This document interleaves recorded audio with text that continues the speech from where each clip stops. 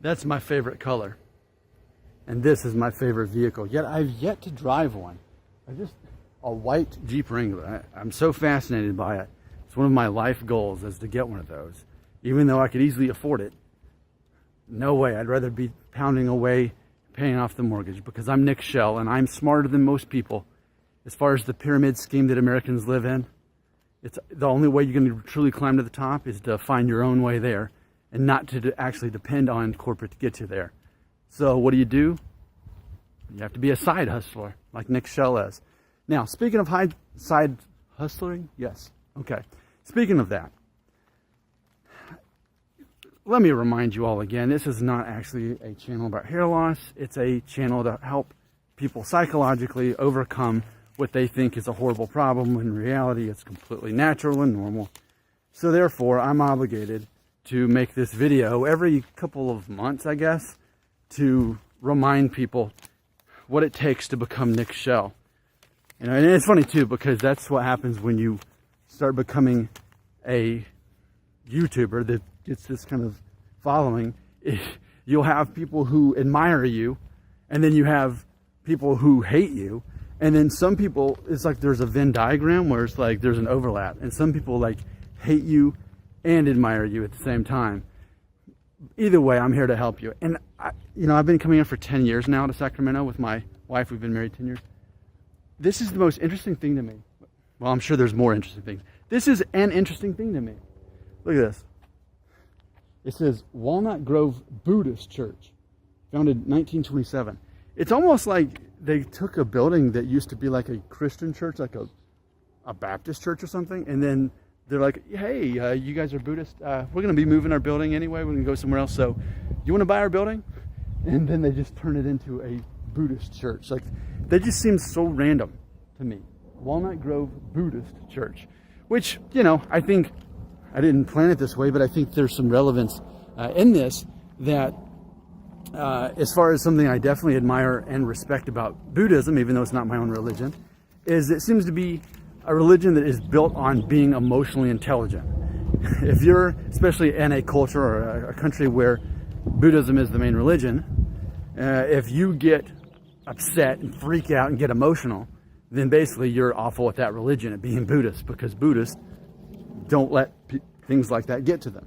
So I have a lot of respect for Buddhism, even though it's not my religion.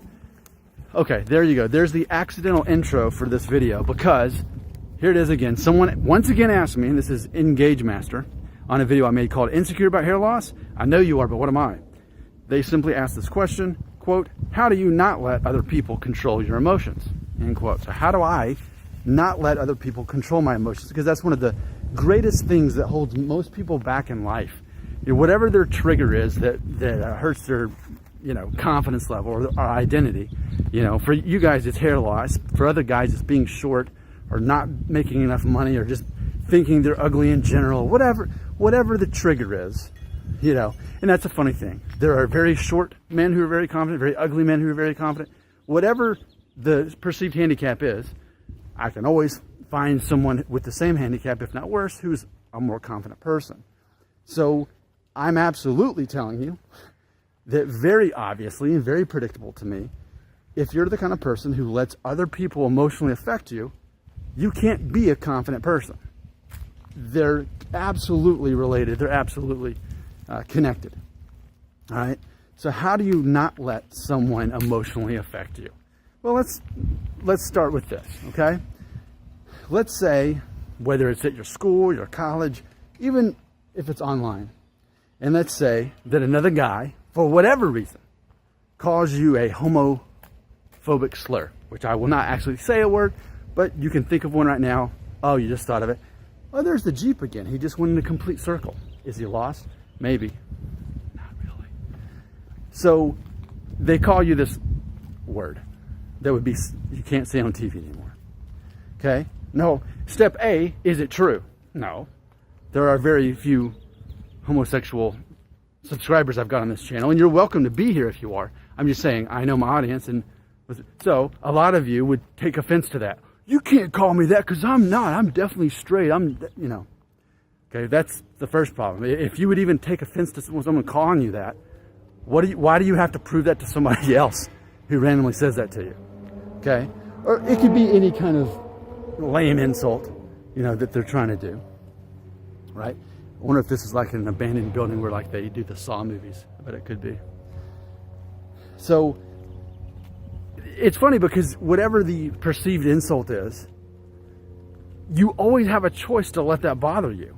Now, if you're Nick Shell and you call me any kind of name, my immediate thought is, what is this, like 3rd grade, 5th grade? What, we're calling each other names? And for some of you right now, you're actually challenged by what I'm saying because you're like, well, I don't want someone disrespecting me like that. See, that's the problem. It's that easy to disrespect you? And that's the thing. A lot of people are easily disrespected, easily offended, and they refuse to recognize that it's always a choice to be disrespected or offended or whatever it is. So whether it's someone flipping you off, whether it's someone trying to make you look stupid, they can only make you look stupid if you allow them to. As far as insults go, as far as emotional attacks, metaphorically speaking, I'm bulletproof like that, okay? So how do you not let someone emotionally affect you?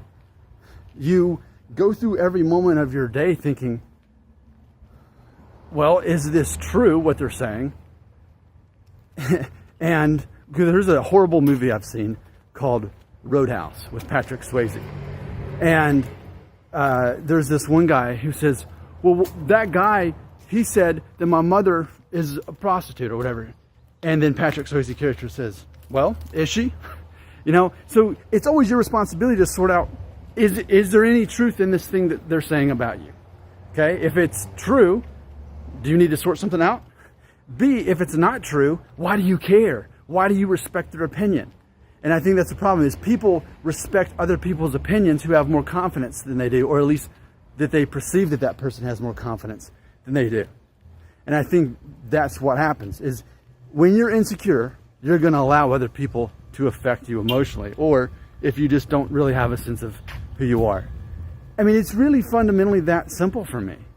It's like, is what they're saying true? Is there something I can learn from this and become a better person?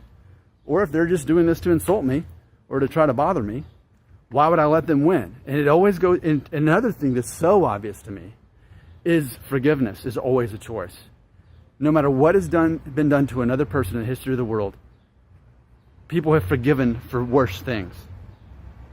Yet a lot of people want to do this thing where they drink the poison and expect the other person to get sick and die. That's ridiculous. And I think that's a perfect analogy for what it's like to allow yourself to be offended on a second by second basis of your life.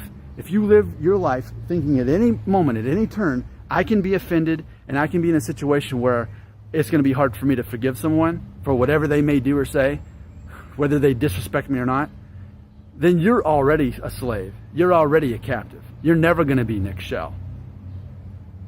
I'm telling you, if you could get to the point where I am, where you do not let people emotionally affect you, and you simply make a conscious decision to not let people do that, I'm telling you, this thing about silly hair loss thing, which is all a joke to me, you'd be getting over this much sooner. But I think a lot of people can't start at such fundamental levels because they don't see the connection that I see is so obvious. That, like, I see the same thing with pornography addiction. People want to write that off like it's no big deal. If nothing else, just keep watching my videos because you need a positive male role model in your life like me to tell you such obvious things. I had them in my life. There's a good chance the reason you're watching my channel is because you need common sense reminders like this. But step one to getting over hair loss is to not allow other people to emotionally affect you, to make a conscious decision. It is always a decision. Do you want to stay in that creepy alley, letting people offend you and insult you and disrespect you? Being disrespected is a choice. You know that, right? And it goes back to the thing about Nick Shell doesn't allow things that he can't control to bother him. So many of you want to stay back in that shady alley and think, well, I can't control hair loss, I better freak out about it. Oh, I can't help whether people disrespect me. I better freak out about it. Oh yeah, you can. You can totally not let it bother you. How do you do it? You become a disciple of Nick Shell and say, you know what? That guy Nick Shell, who doesn't say his name enough, who doesn't hang out in creepy alleys in Sacramento, he's onto something. I'm going to make a conscious decision today to pull the lever down and say no more. I'm not letting people control my emotions, because I believe Nick Shell is truth, and he really is in Sacramento. And it's not